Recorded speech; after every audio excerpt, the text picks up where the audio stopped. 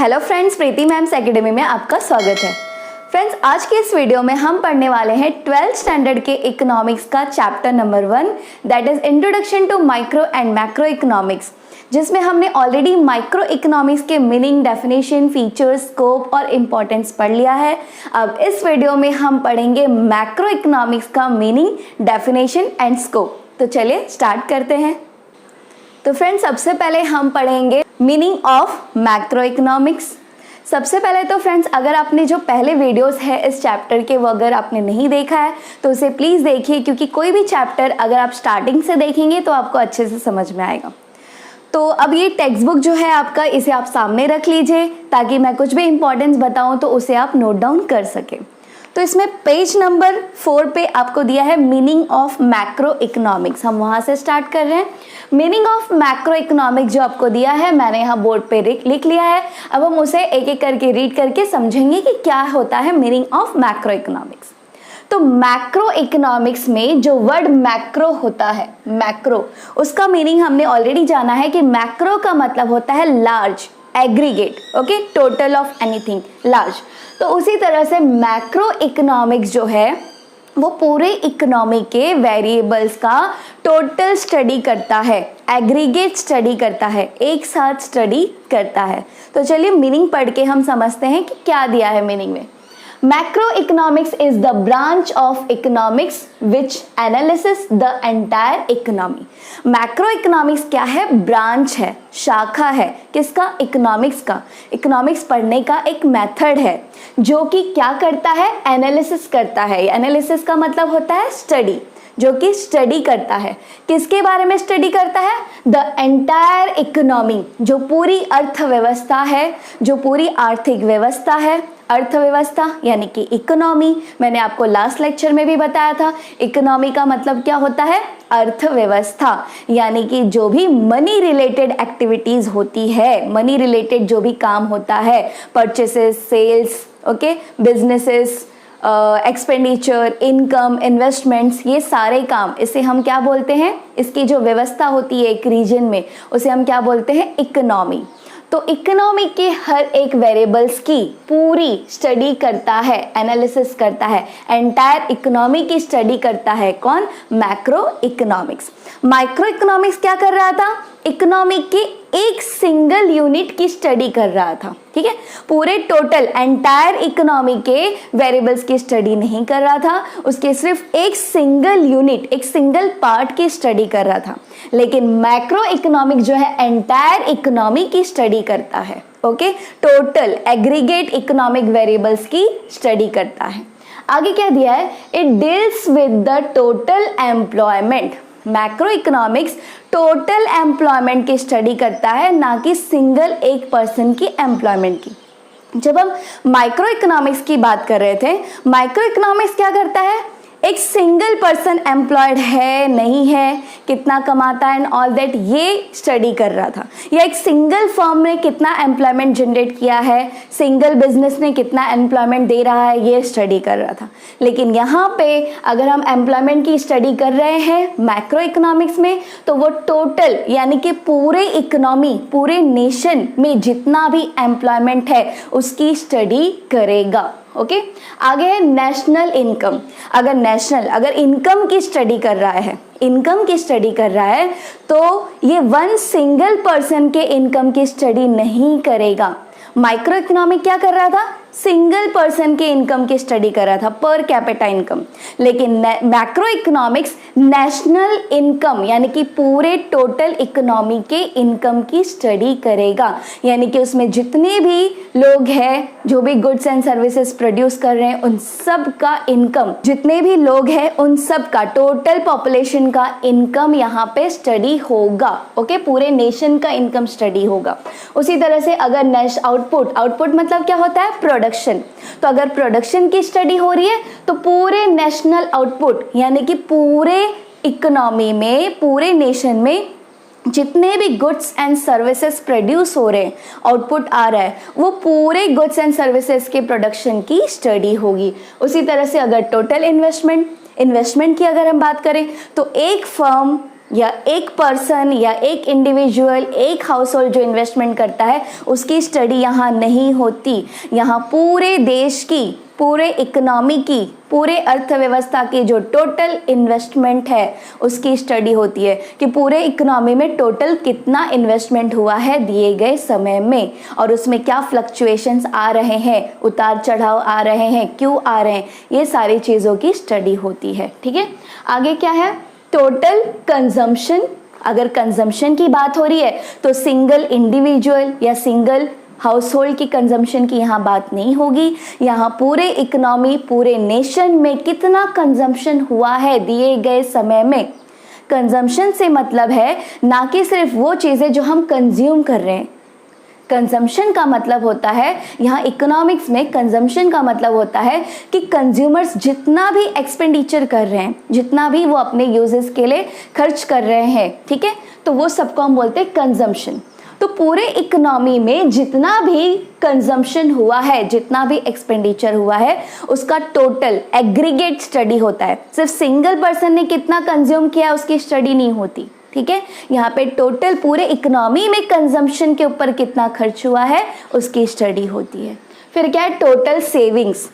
अगर हम सेविंग्स की बात कर रहे हैं तो एक सिंगल पर्सन के या एक सिंगल हाउस होल्ड के, सिंगल यूनिट के सेविंग्स की स्टडी यहाँ नहीं होगी। पूरे इकोनॉमी में, पूरे नेशन में टोटल कितनी सेविंग्स हुई है दिए गए समय में उसकी स्टडी होगी, और उस सेविंग्स में क्या उतार चढ़ाव आया है, क्या फ्लक्चुएशंस हुए हैं उसकी स्टडी होगी, ना कि एक सिंगल यूनिट के सेविंग्स की। ठीक है, उसी तरह अगर हम बात कर रहे हैं जनरल, अगर हम प्राइस लेवल की बात कर रहे हैं तो माइक्रो इकोनॉमिक्स में हमने क्या देखा था कि वहां पे सिंगल कमोडिटी प्राइस, सिंगल एक प्रोडक्ट की प्राइस की स्टडी हो रही थी, लेकिन यहाँ पे पूरे इकोनॉमी का यानी कि जनरल प्राइस लेवल का स्टडी होगा। अब जनरल प्राइस लेवल का क्या मतलब होता है? जनरल प्राइस लेवल का मतलब होता है पूरे इकोनॉमी में जितने भी गुड्स एंड सर्विसेज प्रोड्यूस हुए हैं उन सब के जो मार्केट प्राइस है उसका एवरेज। जितने भी गुड्स एंड सर्विसेज एक इकोनॉमी में दिए गए समय में प्रोड्यूस हुए हैं उन सब के मार्केट प्राइस का एवरेज जब हम निकालेंगे तो उसे हम कहते हैं जनरल प्राइस लेवल। तो यहाँ पे मैक्रो इकोनॉमिक्स में जनरल प्राइस लेवल की स्टडी होती है, ना कि सिंगल इंडिविजुअल प्रोडक्ट के प्राइस की। ओके, पूरे इकोनॉमी में जितने भी गुड्स एंड सर्विसेज है उनकी क्या प्राइस लेवल है, क्या एवरेज प्राइस क्या चल रहा है वो स्टडी होता है यहाँ पे, और उसमें क्या उतार चढ़ाव आ रहा है, प्राइस कितना बढ़ रहा है या कम हो रहा है, ये पूरा स्टडी होता है। ठीक है, उसके बाद क्या है, अगर इंटरेस्ट रेट की बात करें तो सिर्फ एक इंस्टीट्यूशन या एक बैंक या एक सिंगल फाइनेंशियल इंस्टीट्यूशन क्या इंटरेस्ट रेट दे रहा है उसकी स्टडी नहीं होती। पूरे इकोनॉमी में क्या इंटरेस्ट रेट चल रहा है, ठीक है, क्या एवरेज इंटरेस्ट रेट चल रहा है उसकी स्टडी होती है, और उसमें क्या चेंजेस आ रहा है, किस वजह से आ रहा है, ये सब स्टडी की जाती है। उसके बाद इन्फ्लेशन। इन्फ्लेशन का मतलब होता है महंगाई। इन्फ्लेशन का मतलब होता है महंगाई। अगर कोई एक प्रोडक्ट है जिसके प्राइस दिन पे दिन बढ़ते जा रहे हैं, मतलब कुछ कुछ टाइम इंटरवल्स पे उसकी प्राइस हमेशा बढ़ते जा रहे हैं, तो हम बोलेंगे कि वो प्रोडक्ट महंगा हो रहा है। ठीक है, उसी तरह से पूरे इकोनॉमी में अगर जो गुड्स एंड सर्विसेज है उसके प्राइजेस दिन पे दिन अगर बढ़ते जा रहे हैं, ठीक है, एक सर्टेन टाइम इंटरवल्स कुछ कुछ टाइम के बाद बढ़ते जा रहे हैं, तो हम बोलेंगे कि महंगाई आ रही है, इन्फ्लेशन हो रहा है। ठीक है, कंटिन्यू अगर बढ़ रहा है, प्राइजेस अगर कंटिन्यू बढ़ रहा है तो हम उसे बोलेंगे इन्फ्लेशन। पहले बढ़ रहा है, फिर कभी कम हो जा रहा है, फिर बढ़ रहा है, तो हम इन्फ्लेशन नहीं बोलेंगे। लेकिन अगर कंटिन्यू बढ़ता जा रहा है, हमेशा बढ़ता ही जा रहा है, तो उसे हम बोलेंगे इन्फ्लेशन। तो इन्फ्लेशन की स्टडी मैक्रो इकोनॉमिक्स करता है, क्योंकि ये पूरे इकोनॉमिक लेवल की स्टडी है, पूरे इकोनॉमिक लेवल का प्रॉब्लम है। तो माइक्रो इकोनॉमिक स्टडी जो है, जो कि स्मॉल लेवल की एक सिंगल यूनिट की स्टडी करता है, और एक सिंगल फर्म या सिंगल यूनिट के प्रोडक्ट का प्राइस अगर बढ़ जाए, महंगा हो, तो उससे पूरे इकोनॉमी में कभी इन्फ्लेशन नहीं आता। पूरे इकोनॉमी में इन्फ्लेशन आने का कारण होता है कि अगर पूरे इकोनॉमी के जो भी मैक्सिमम गुड्स एंड सर्विसेज जो होंगे उनके प्राइजेस लेवल अगर बढ़ेंगे, प्राइस डे बाय डे बढ़ेंगे तो ही हम बोल सकते हैं कि इन्फ्लेशन है, इन्फ्लेशन आ रहा है।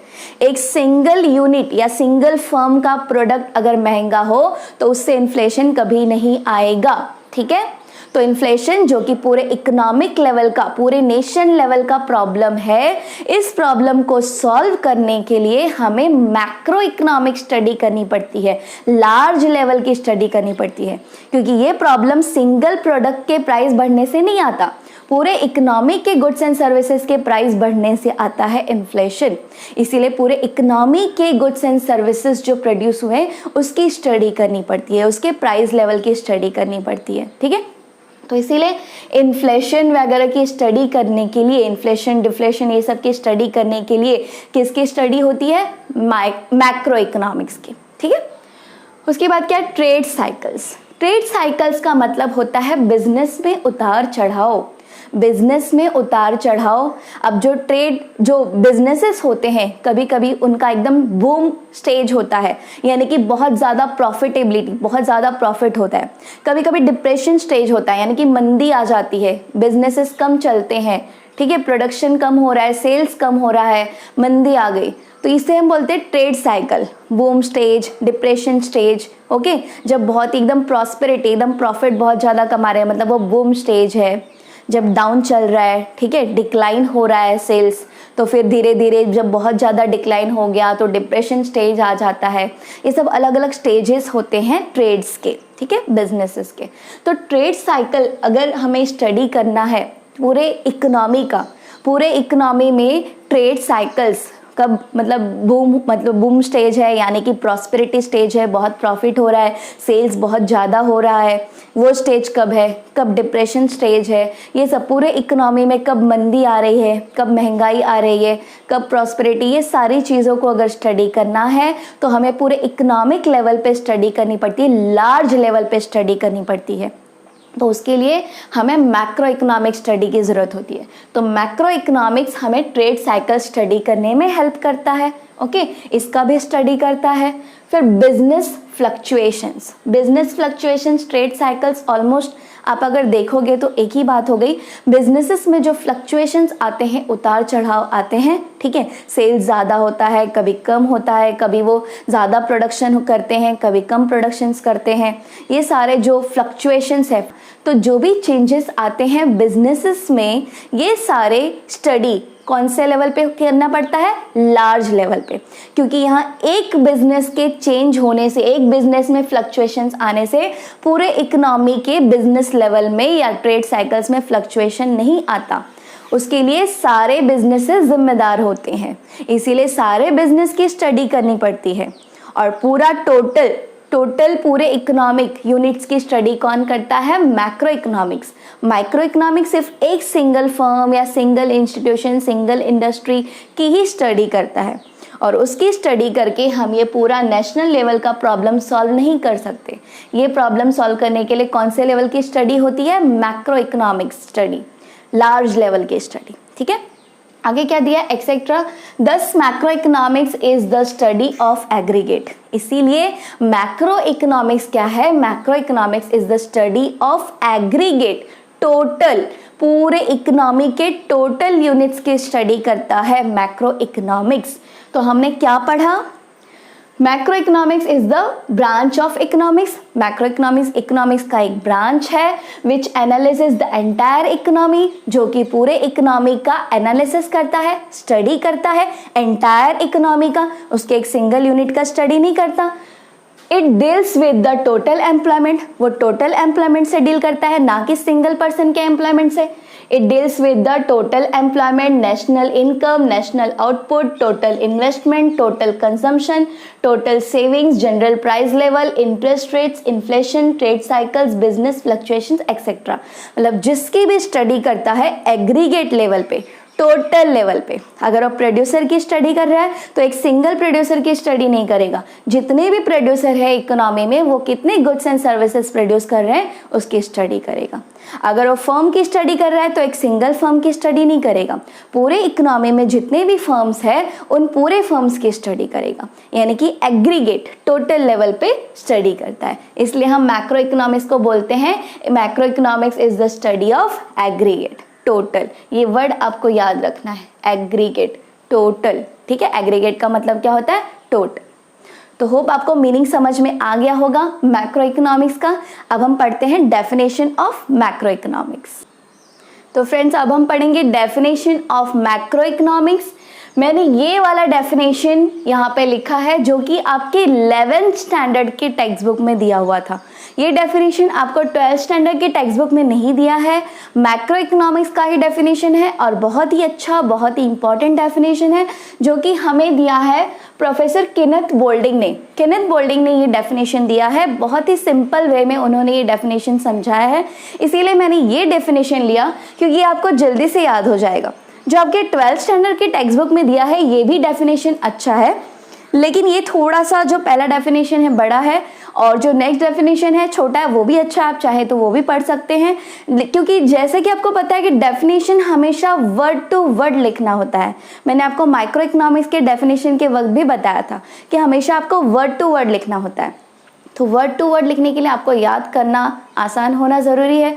तो ये जो डेफिनेशन है ये बहुत ही इजी है, या आप वर्ड टू वर्ड आसानी से याद भी कर पाएंगे और ये थोड़ा मीनिंग से भी रिलेट करता है, मैक्रो इकोनॉमिक्स के मीनिंग से भी, और जो माइक्रो इकोनॉमिक्स का जो मीनिंग है थोड़ा बहुत उससे भी सिमिलर हो जाता है, तो याद करना थोड़ा इजी हो जाएगा। इसलिए ये वाला डेफिनेशन मैं आपको समझा रही हूँ और आपकी चॉइस है, अगर आप ये पढ़ना चाहें डेफिनेशन तो ये पढ़ सकते हैं, अदरवाइज आपके टेक्स्ट बुक में जो दिया है वो भी पढ़ सकते हैं। तो ये डेफिनेशन के थ्रू हम समझते हैं मैक्रो इकोनॉमिक्स क्या है अकॉर्डिंग टू केनेथ बोल्डिंग। तो यहाँ पे लिखा है definition of macroeconomics. Macro economics का definition according to Kenneth Boulding. हमेशा डेफिनेशन आपको इसी वे में लिखना है। आप जिस इकोनॉमिस्ट का डेफिनेशन लिख रहे हैं हमेशा आपको पहले उनके नाम से स्टार्ट करना चाहिए, ऐसे अकॉर्डिंग टू केनेथ बोल्डिंग, क्योंकि ये डेफिनेशन केनेथ बोल्डिंग ने दिया था। ये आपके 11th स्टैंडर्ड के टेक्स्ट बुक में है, आप वहाँ से पढ़ सकते हैं, अदरवाइज अगर आप यहाँ से स्क्रीनशॉट लेना चाहें तो ले सकते हैं। तो यहाँ हमें डेफिनेशन में क्या लिखा है देखते हैं। Macro economics deals not with individual quantities as such. मतलब मैक्रो इकोनॉमिक्स इकोनॉमी के किसी भी वेरिएबल्स का इंडिविजुअल यानी कि सिंगल क्वांटिटी की स्टडी नहीं करता, एग्रीगेट क्वांटिटीज की स्टडी करता है, टोटल यूनिट्स की स्टडी करता है, ठीक है।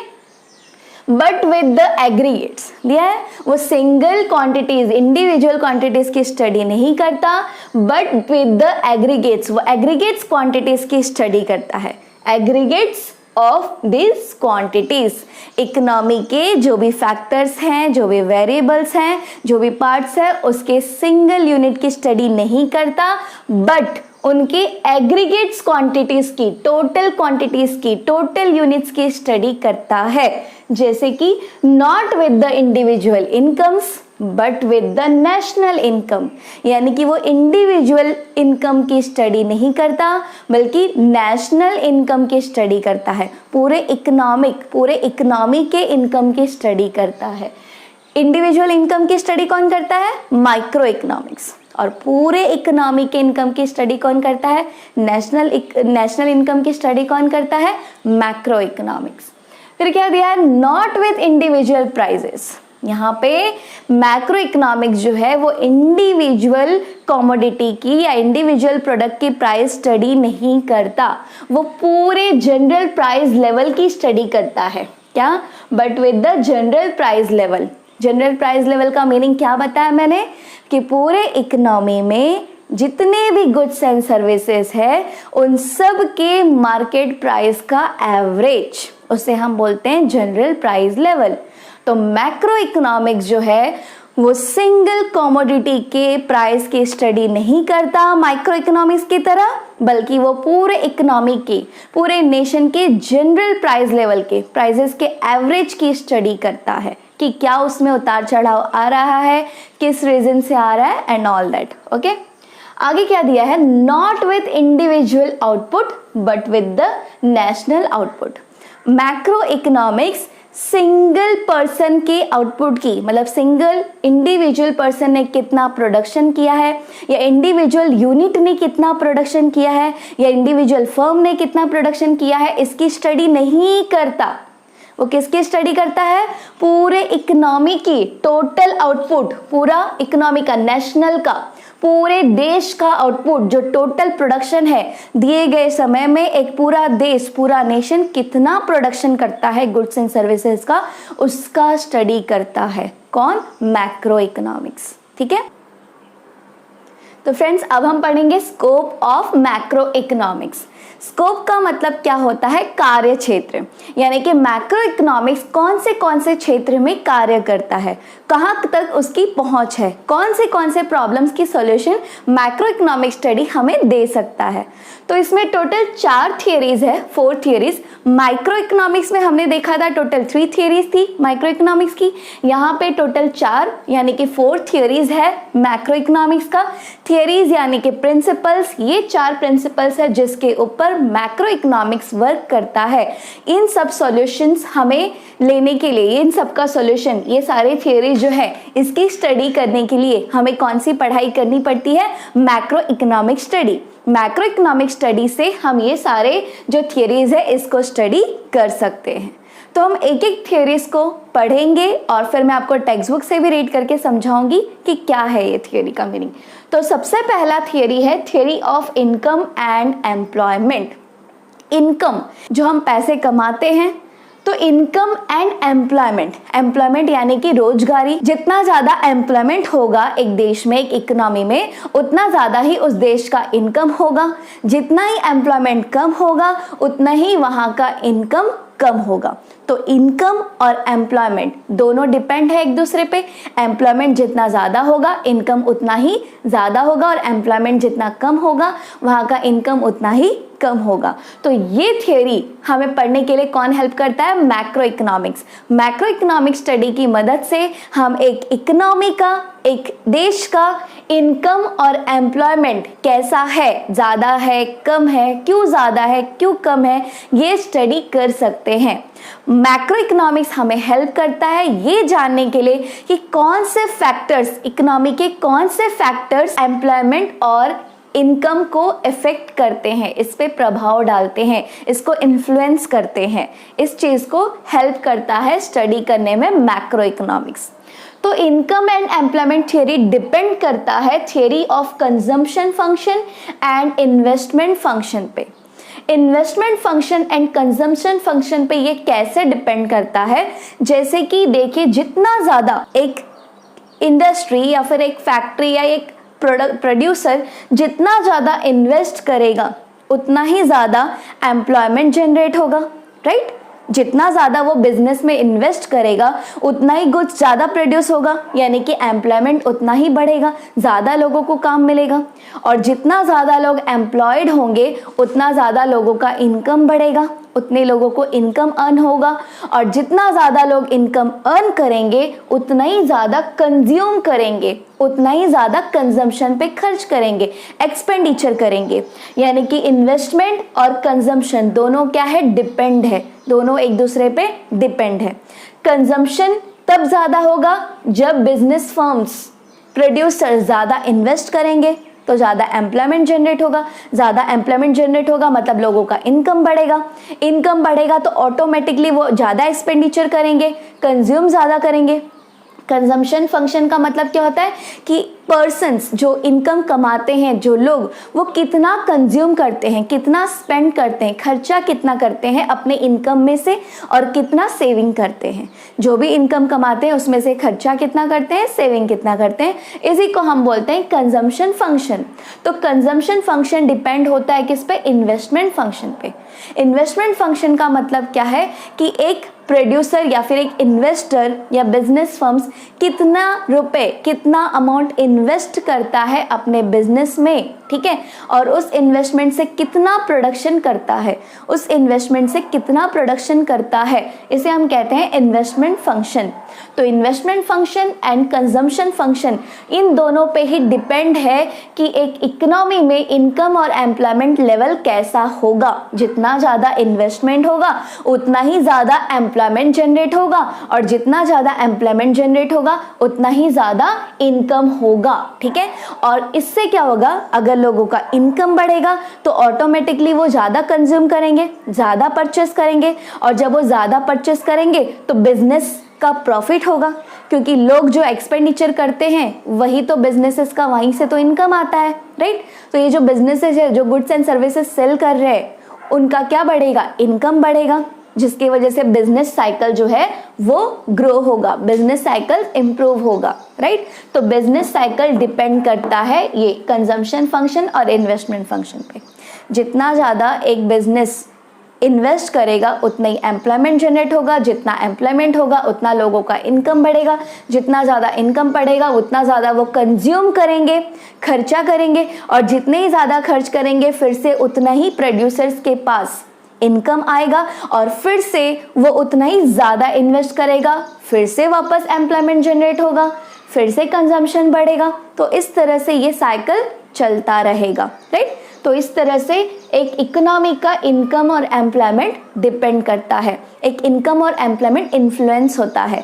इनकम और एम्प्लॉयमेंट किस चीज़ों पे इन्फ्लुएंस होता है, किस चीज़ों पे डिपेंड करता है, उसका उतार चढ़ाव इन चीज़ों पे।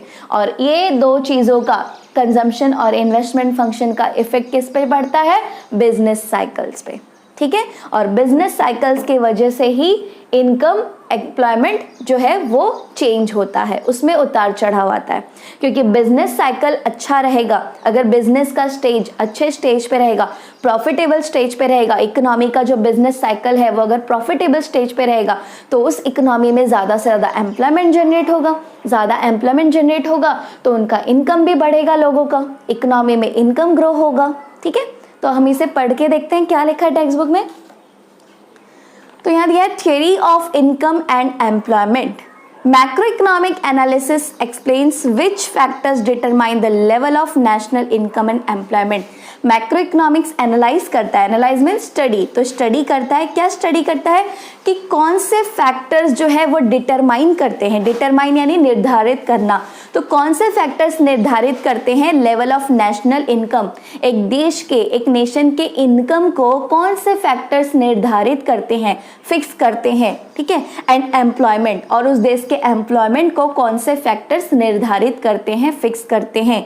And what causes fluctuation in the level of income, और उस कंट्री के, उस इकोनॉमी के लेवल ऑफ इनकम में इनकम किस चीज़ के ऊपर डिपेंड करता है, क्या उसके फ्लक्चुएशन में, उसके उतार चढ़ाव में किस चीज़ का इफेक्ट होता है, किस चीज़ का हाथ होता है, कौन से वेरिएबल्स का हाथ होता है। तो हमने यहाँ देखा कंजम्पशन फंक्शन और इन्वेस्टमेंट फंक्शन का, राइट। आगे क्या दिया है, to understand level of income, output, employment, output और एम्प्लॉयमेंट भी किस पे डिपेंड करता है, इसका फ्लक्चुएशन, इसमें उतार चढ़ाव आना किस पे डिपेंड करता है, कौन से फैक्टर्स पे, इसकी स्टडी करता है ये मैक्रो इकोनॉमिक्स, ठीक है। आगे क्या दिया है, to understand how the level of employment is determined, ये भी हेल्प करता है, ये भी पता करने में हेल्प करता है कि एक लेवल ऑफ एम्प्लॉयमेंट कैसे निर्धारित होता है। एक इकोनॉमी में जो भी एम्प्लॉयमेंट का लेवल चल रहा है, चाहे वो फुल एम्प्लॉयमेंट हो या ना हो, कम हो, जो भी लेवल ऑफ एम्प्लॉयमेंट चल रहा है वो किस वजह से है, उस क्या क्या चीज़ों का प्रभाव उस पर पड़ रहा है। जैसे कि फॉर एग्जांपल वहाँ के लोगों के स्किल्स, क्वालिफिकेशंस, एक्सपीरियंस, इन सब का प्रभाव पड़ता है, राइट। तो इसी तरह से कौन से वेरिएबल्स है, घटक है, कौन से फैक्टर्स है जिनका प्रभाव पड़ता है पूरे इकोनॉमी के नेशनल एम्प्लॉयमेंट लेवल पे, ये सब स्टडी करता है मैक्रो इकोनॉमिक्स। आगे क्या दिया है, we have to study the consumption function and investment function. अगर हमें एक इकोनॉमी के इनकम और एम्प्लॉयमेंट लेवल की स्टडी करना है, इस थ्योरी की स्टडी करना है, तो उस इकोनॉमी का, उस नेशन का हमें investment function and consumption function की स्टडी करनी पड़ेगी, क्योंकि इसी पे इनकम और एम्प्लॉयमेंट डिपेंड करता है एक कंट्री का। आगे क्या दिया है, theory of business cycles is also a part and parcel of the theory of income and employment. Theory of business cycle भी theory of income and employment का ही एक पार्ट है, क्योंकि जितना ज़्यादा इन्वेस्टमेंट होगा, जितना ज़्यादा कंजम्पशन होगा, उतना ही बिजनेस साइकिल अच्छा होगा और उसकी वजह से और ज़्यादा एम्प्लॉयमेंट जनरेट होगा, फिर लोगों का और इनकम बढ़ेगा। और जितना ही कम इन्वेस्टमेंट होगा, बिजनेस का प्रॉफिट कम होगा, इन्वेस्टमेंट कम करेंगे वो लोग, तो उतना ही लोगों को कम एम्प्लॉयमेंट मिलेगा, एम्प्लॉयमेंट कम जनरेट होगा, और जितना ज़्यादा एम्प्लॉयमेंट कम होगा उतना ही लोगों का इनकम भी कम होगा, और अगर इनकम कम होगा तो एक्सपेंडिचर, कंजम्पशन वो भी कम हो जाएगा, और अगर वो भी कम होगा तो बिजनेस साइकिल जो है वो डाउन चला जाएगा, वो डिप्रेशन में जाएगा। ओके, जैसे कि एक बिजनेस फर्म है, तो बिजनेस फर्म के अगर मान लो इन्वेस्टमेंट कर रहा है, तो जितना ज़्यादा इन्वेस्टमेंट करेगा उतने ही ज़्यादा क्या बढ़ेगा, एम्प्लॉयमेंट बढ़ेगा, क्योंकि प्रोडक्शन ज़्यादा होगा, इन्वेस्टमेंट ज़्यादा होगा, तो जितना ज़्यादा प्रोडक्शन होगा उतना एम्प्लॉयमेंट भी बढ़ेगा, तो उससे क्या बढ़ेगा, एम्प्लॉयमेंट बढ़ेगा। एम्प्लॉयमेंट बढ़ेगा तो लोगों का इनकम बढ़ेगा, जितने ज़्यादा लोग एम्प्लॉयड होंगे उतने ही ज़्यादा लोग इनकम कमाएंगे, मतलब देश का इनकम बढ़ेगा। तो इनकम, जैसे ही इनकम बढ़ेगा तो इनकम बढ़ने से उनका क्या बढ़ेगा, खर्चा भी बढ़ेगा, क्योंकि इनकम, हमारा इनकम बढ़ता है तो खर्चा भी बढ़ता है, राइट। तो उनके एक्सपेंडिचर यानी कि कंजम्पशन हम बोल सकते हैं इन इकोनॉमिक वर्ड्स।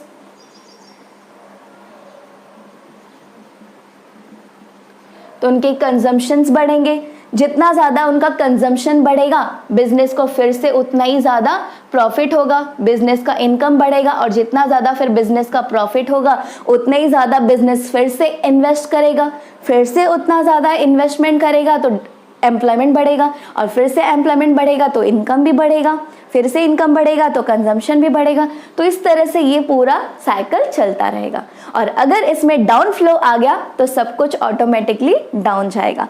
इन्वेस्टमेंट कम तो एम्प्लॉयमेंट भी कम, एम्प्लॉयमेंट कम तो इनकम कम, इनकम कम तो कंजम्पशन कम, और कंजम्पशन कम तो बिजनेस साइकिल्स डाउन जाएगा, डिप्रेशन में जाएगा। ओके, तो ये हमें समझ में आ गया theory of income and employment. अब हम नेक्स्ट थ्योरी पढ़ेंगे, that is theory of general price level and inflation. तो theory of general price level and inflation, हमें ये थ्योरी पढ़ के क्या पता चलता है कि इकोनॉमी में क्या प्राइस लेवल चल रहा है। जनरल प्राइस लेवल का मीनिंग क्या बताया था मैंने, कि इकोनॉमी में जितने भी गुड्स एंड सर्विसेज है उन सब के मार्केट प्राइस का एवरेज। तो एक इकोनॉमी में जितने भी गुड्स एंड सर्विसेज है उन सब का एवरेज प्राइस क्या है, और वो प्राइस किस वजह से चेंज हुआ है। अगर उसमें उतार चढ़ाव आया है, फ्लक्चुएशंस आया है पिछले सालों में, यानी कि जो भी जनरल प्राइस लेवल चल रहा है एक इकोनॉमी में, उसमें जो भी अप्स एंड डाउन्स आए हैं, जो भी उतार चढ़ाव आए हैं, वो किस रीजन से आए हैं, क्या वजह है, ठीक है, कौन से फैक्टर्स हैं जो इसमें प्रभाव डालते हैं इसके ऊपर, जिसके वजह से इसमें चेंजेस आता है, फ्लक्चुएशंस आता है। ये सब स्टडी करने में हमें कौन हेल्प करता है, मैक्रो इकोनॉमिक्स। इसीलिए हम इस थियरी को भी क्या बोलते हैं, मैक्रो इकोनॉमिक्स थियरी है। जनरल प्राइस लेवल की स्टडी कौन करता है, मैक्रो इकोनॉमिक्स, क्योंकि जनरल प्राइस लेवल की स्टडी यानी कि पूरे इकोनॉमी के जितने भी गुड्स एंड सर्विसेज है, पूरे गुड्स एंड सर्विसेज के प्राइस की स्टडी, और सारे गुड्स एंड सर्विसेज की प्राइस की स्टडी कौन करता है, मैक्रो इकोनॉमिक्स। माइक्रो इकोनॉमिक्स सिर्फ सिंगल प्रोडक्ट के प्राइस की स्टडी करता है, लेकिन मैक्रो इकोनॉमिक्स सारे गुड्स एंड सर्विसेज के प्राइस लेवल की स्टडी करता है। तो पूरे इकोनॉमी के प्राइस लेवल में जो भी चेंजेस आते हैं, उतार चढ़ाव आते हैं, अगर हमें उसकी स्टडी करना है कि ऐसा क्यों होता है, किस रीजन से ये प्राइस कम या ज़्यादा हो रहा है, क्या फैक्टर्स है जो इसे इफेक्ट करते हैं, क्या वेरिएबल्स है जो इसमें चेंजेस लाते हैं, उसकी स्टडी करना है, तो हमें मैक्रो इकोनॉमिक स्टडी करनी पड़ेगी, यानी कि लार्ज लेवल पे स्टडी करनी पड़ेगी। ठीक है। इसीलिए theory of general price level and inflation जो है ये भी मैक्रो इकोनॉमिक थियरी है। यहाँ पे हमें ये पता चलता है कि पूरे इकोनॉमी में जो प्राइस लेवल चल रहा है वो किस वजह से है और उसमें क्या उतार चढ़ाव आया है। और अगर एक इकोनॉमी में जो भी प्रॉब्लम्स है इन्फ्लेशन एंड डिफ्लेशन रिगार्डिंग, महंगाई और मंदी रिगार्डिंग, अगर मान लो महंगाई है, महंगाई का मतलब क्या बताया मैंने अभी थोड़ी देर पहले, मैंने आपको बताया कि अगर इकोनॉमी के जो गुड्स एंड सर्विसेज है वो महंगे होते जा रहे हैं, वो दिन पे दिन महंगी होती जा रही है, तो हम क्या बोल सकते हैं, इन्फ्लेशन। वो दिन पे दिन कंटिन्यू महंगी होती जा रही है, ऐसा नहीं कि कम हो रहा है फिर बढ़ रहा है फिर कम हो रहा है, उसे हम इन्फ्लेशन नहीं कहेंगे। अगर वो कंटिन्यू दिन पे दिन बढ़ता जा रहा है तो उसे हम कहेंगे इन्फ्लेशन, ठीक है। और इन्फ्लेशन ही ज्यादा टाइम तक अगर टिके तो डिफ्लेशन आता है। कैसे, जैसे कि मान लो अगर गुड्स महंगी है, एक इकोनॉमी में जो गुड्स एंड सर्विसेज है महंगी है, तो महंगी है तो लोग उसे कम खरीदेंगे, डिमांड कम होगा, और जब डिमांड कम होगा, ठीक है, डिमांड कम होगा, डिमांड कब होगा, लोग एक्सपेंडिचर कम करेंगे, वो चीजें कम खरीदेंगे, तो ऑटोमेटिकली बिजनेस यूनिट्स के, प्रोड्यूसर्स के भी इनकम कम हो जाएंगे। जब उनके इनकम कम होंगे तो वो इन्वेस्टमेंट भी कम करेंगे, फिर से जो अगली प्रोडक्शंस करेंगे वो कम करेंगे, ठीक है, यानी कि इन्वेस्टमेंट कम हो जाएगा। और अगर उनका इन्वेस्टमेंट कम होगा, प्रोड्यूसर्स कम इन्वेस्ट करेंगे, मतलब प्रोडक्शन कम होगा, और अगर प्रोडक्शन कम होगा तो फिर से जो एम्प्लॉयमेंट है वो भी कम हो जाएगा, ठीक है। कम पर्सन्स को एम्प्लॉयड करेंगे वो लोग, तो एम्प्लॉयमेंट कम होगा। जब एम्प्लॉयमेंट कम होगा तो लोगों का क्या कम हो जाएगा, इनकम कम हो जाएगा, राइट। फिर लोगों का इनकम कम हो जाएगा, तो इनकम कम होगा तो फिर से वो लोग कम एक्सपेंडिचर करेंगे, फिर कंजम्पशन कम होगा, कंजम्पशंस कम होगा, और फिर से अगर उनका कंजम्पशन कम होगा मतलब वो लोग कम डिमांड करेंगे, फिर से डिमांड कम करेंगे तो चीज़ें ऑटोमेटिकली बिजनेस फर्म्स को, प्रोड्यूसर्स को सस्ती करनी पड़ेगी, क्योंकि डिमांड जब किसी चीज़ का बहुत कम हो तो उसका प्राइस ऑटोमेटिकली डाउन होता है, तो प्राइस भी कम होगा, तो धीरे धीरे इस तरह से डिप्रेशन आएगा, यानी कि इन्फ्लेशन, डिप्रेशन, ये सब कंडीशन एक इकोनॉमी में किस वजह से आता है, प्राइस लेवल की वजह से। इसीलिए इकोनॉमी का इन्फ्लेशन या डिप्रेशन कंडीशन अगर हो, ऐसा कोई कंडीशन सिचुएशन आ जाए, तो उसको सुधारने के लिए किसकी स्टडी करनी पड़ती है, जनरल प्राइस लेवल की। एक इकोनॉमी में क्या प्राइस लेवल चल रहा है और किस वजह से, किन किन कारणों की वजह से ये प्राइस लेवल इफेक्ट हो रहा है, कम ज़्यादा हो रहा है, ये सब कारण की स्टडी करनी पड़ती है उसे सुधारने के लिए। और इसमें कौन हेल्प करता है, मैक्रो इकोनॉमिक, क्योंकि इसकी स्टडी लार्ज लेवल पे करनी पड़ती है, सारे गुड्स एंड सर्विसेज की स्टडी करनी पड़ती है, उनके प्राइसेस की स्टडी करनी पड़ती है। ओके, तो हम पढ़ के देखते हैं यहाँ क्या लिखा है। तो यहाँ लिखा है आपको पॉइंट नंबर 2 में, theory of general price level and inflation, macroeconomics analysis shows how the general price level is determined. Macroeconomics हमें क्या एक्सप्लेन करता है, मैक्रोइकोनॉमिक स्टडी, कि कैसे जनरल प्राइस लेवल निर्धारित होता है एक इकोनॉमी में, कैसे फिक्स होता है, क्या चीज उसको इफेक्ट करता है, ठीक है। And further explains what causes fluctuations in it, और ये भी हमें बताता है कि क्या कारण है, क्या फैक्टर्स है जो जनरल प्राइस लेवल में इफेक्ट करता है, ठीक है। आगे क्या दिया है, the study of general price level is significant on account of the problems created by inflation and deflation, यानी कि एक इकोनॉमी में जो भी इन्फ्लेशन एंड डिफ्लेशन की वजह से अगर प्रॉब्लम आती है तो उन प्रॉब्लम का सोल्यूशन ढूंढने के लिए सबसे बेस्ट तरीका क्या है, कौन सी स्टडी करनी पड़ती है, सबसे इंपॉर्टेंट स्टडी, सिग्निफिकेंट का मतलब होता है इंपॉर्टेंट, तो सबसे इंपॉर्टेंट किस चीज़ की स्टडी करनी पड़ती है, वहाँ के जनरल प्राइस लेवल की स्टडी करनी पड़ती है। ओके, तो ये होप्स आपको समझ में आ गया। अब हम नेक्स्ट थियरी पढ़ते हैं, that is theory of economic growth and development. तो किसी भी इकोनॉमी का, अगर हमें किसी भी इकोनॉमी का, किसी भी कंट्री का, किसी भी नेशन का अगर हमें ग्रोथ एंड डेवलपमेंट के बारे में स्टडी करना है कि कितना ग्रोथ हुआ है और कैसे ग्रोथ लाना है, डेवलपमेंट कैसे करना चाहिए एक नेशन का, एक इकोनॉमी को कैसे और डेवलप करे, कैसे उसमें सुधार लाए, उसमें उन्नति कैसे लाए, उसका प्रगति कैसे करे, ये अगर हमें स्टडी करना है तो इसके लिए हमें हेल्प करता है macroeconomic study, large level की स्टडी। क्योंकि एक बिजनेस यूनिट्स या एक हाउस होल्ड या एक इंडिविजुअल का प्रोग्रेस करके, डेवलपमेंट करके या ग्रोथ करके पूरे इकोनॉमी का डेवलपमेंट या ग्रोथ अचीव नहीं हो सकता। अगर हमें पूरे इकोनॉमी का डेवलपमेंट या ग्रोथ करना है, अचीव करना है, तो उसके लिए पूरे इकोनॉमी के हर एक फैक्टर्स की, इकोनॉमी के हर एक पार्ट्स की स्टडी करनी पड़ती है, ठीक है।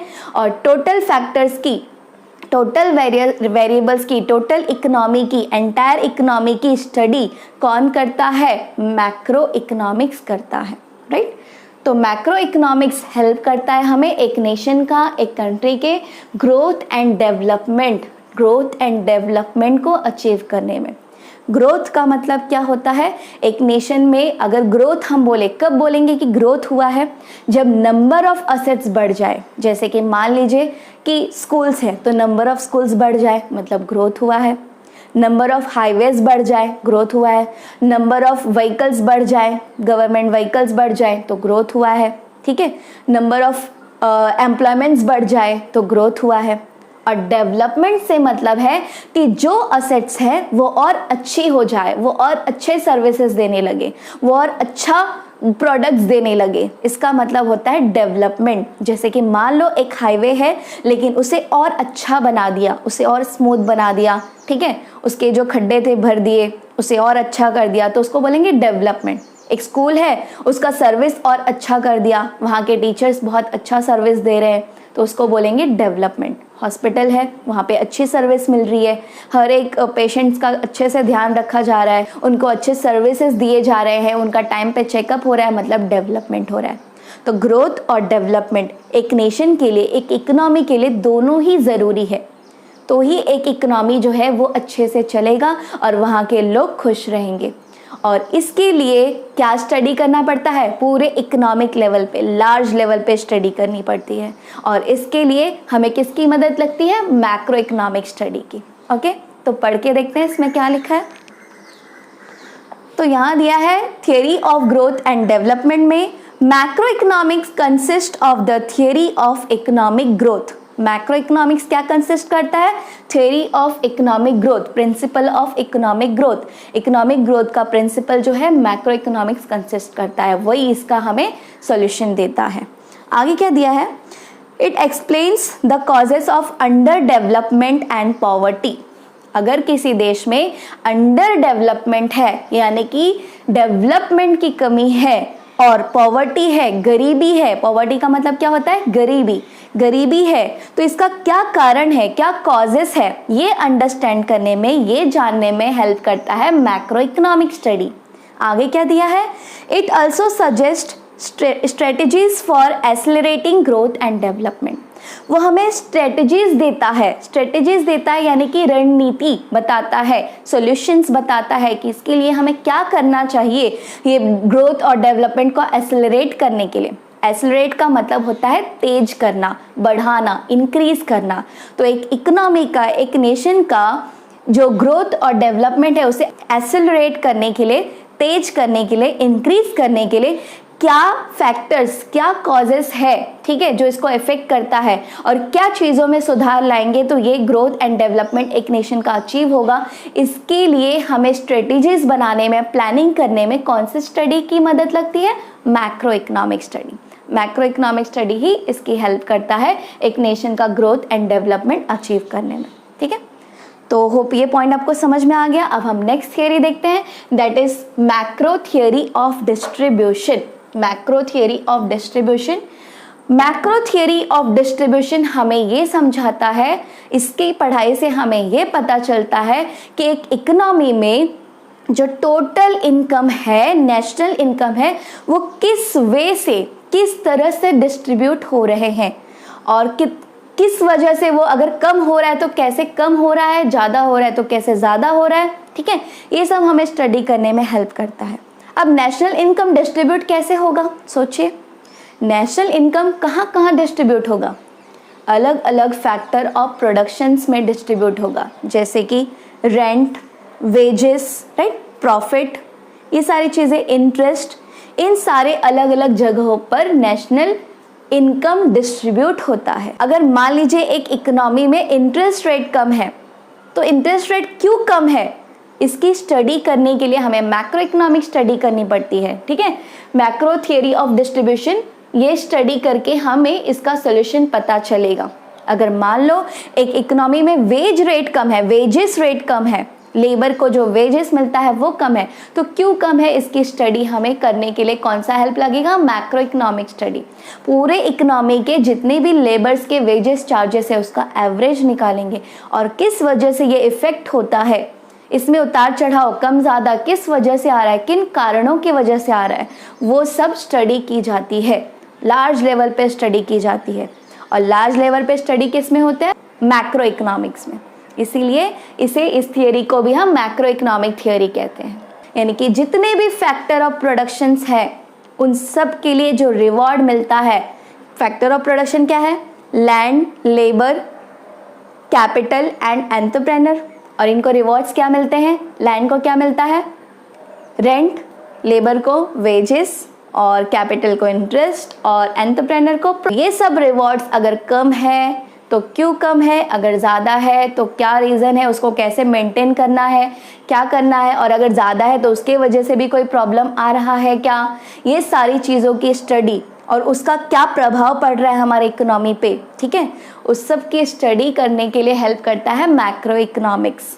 Okay, macroeconomics theory. इसलिए macro theory of distribution, macro theory of distribution हमें ये एक्सप्लेन करता है कि कैसे पूरे इकोनॉमी का इनकम डिस्ट्रीब्यूट होता है। तो पढ़ के देखते हैं इसमें क्या लिखा है। मैक्रो थियरी ऑफ डिस्ट्रीब्यूशन में दिया है, macro theory of distribution deals with the relative shares of rent, wages, interest and profit in the total national income.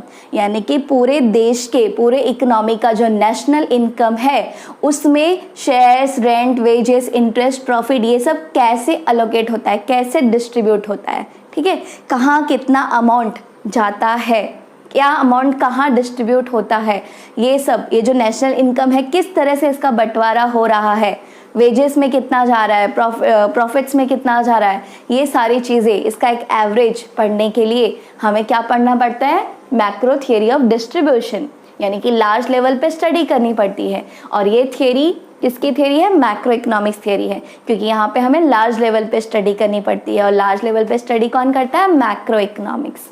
Okay, तो होप ये सारी थियरीज आपको समझ में आ गया। हमने हमने क्या पढ़ा, स्कोप ऑफ मैक्रो इकोनॉमिक्स। इसके पहले हमने क्या पढ़ा, meaning and definition of macro economics. Scope of macro economics में टोटल कितनी थियरीज हमने पढ़ी, 4 थियरीज।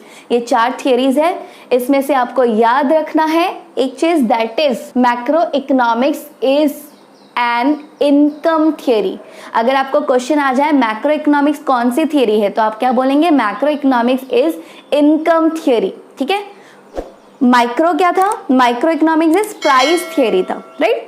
और मैक्रो इकोनॉमिक जो कि हमें इनकम पता करने में, एक इकोनॉमी का, एक नेशन का इनकम कैसे फ्लक्चुएट होता है, नेशनल इनकम कैसे कम ज़्यादा होता है, ये डिटरमाइन करने में हेल्प करता है, इसीलिए इसे हम इनकम थियरी कहते हैं।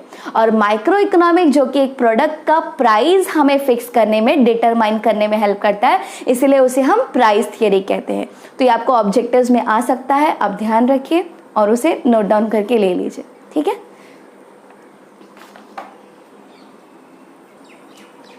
तो फ्रेंड्स, होप आज का ये वीडियो आपको पसंद आया होगा। अब नेक्स्ट वीडियो में हम पढ़ेंगे इन फीचर्स ऑफ मैक्रो इकोनॉमिक्स और उसके अगले वीडियो में हम पढ़ेंगे इंपॉर्टेंस ऑफ मैक्रो इकोनॉमिक्स। तो अगर आज का ये वीडियो आपको पसंद आया है तो इसे लाइक कीजिए, शेयर कीजिए और हमारे चैनल को सब्सक्राइब कीजिए, और जिन्होंने सब्सक्राइब कर लिया है उनको थैंक यू।